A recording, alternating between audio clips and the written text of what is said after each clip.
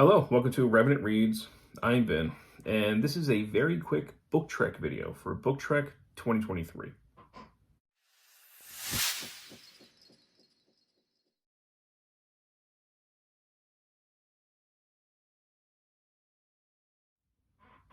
So Book Trek 2023 is a 3-month-long reading event where we are reading and celebrating Star Trek fiction.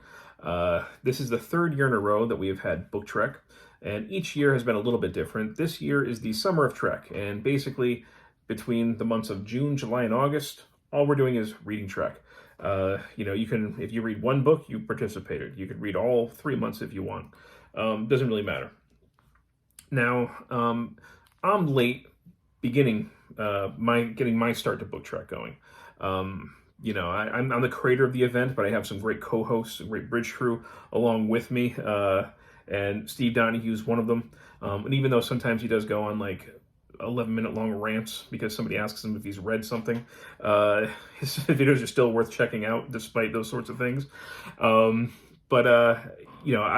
me, Trek has always been a way to celebrate the summer.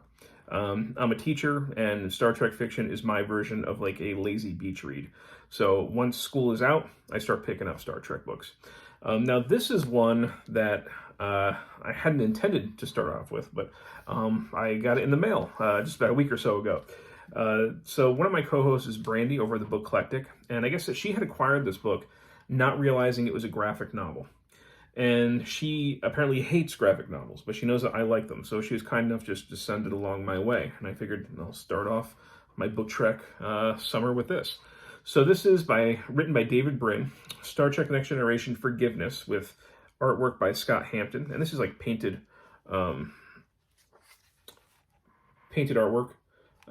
painted illustrations, I should say. And it's nice. It's a really nice looking book.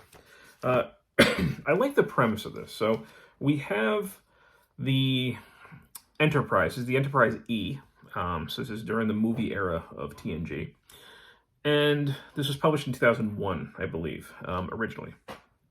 They are going to a solar system that was put under quarantine maybe 2 generations ago, because that planet had unleashed a deadly disease, probably accidentally, but still they were basically deemed a little bit too dangerous to have around the rest of the galaxy.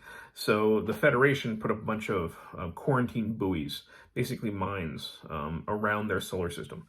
And they have contacted the Federation that they want to talk with them. So Picard and crew are leading a ambassador to this solar system to go talk to these people. At the same time, they get a very weird signal in their I guess it's basically their teleporter, and they basically end up pulling somebody onto the ship. It's his information is being beamed towards the sun of this solar system, but they know it originates from Earth, and it's been traveling through space at the speed of light for 300 years. There's a teleporter sitting there before there was really teleporters. And when they finally bring him through on their transporter, it is a 21st century man.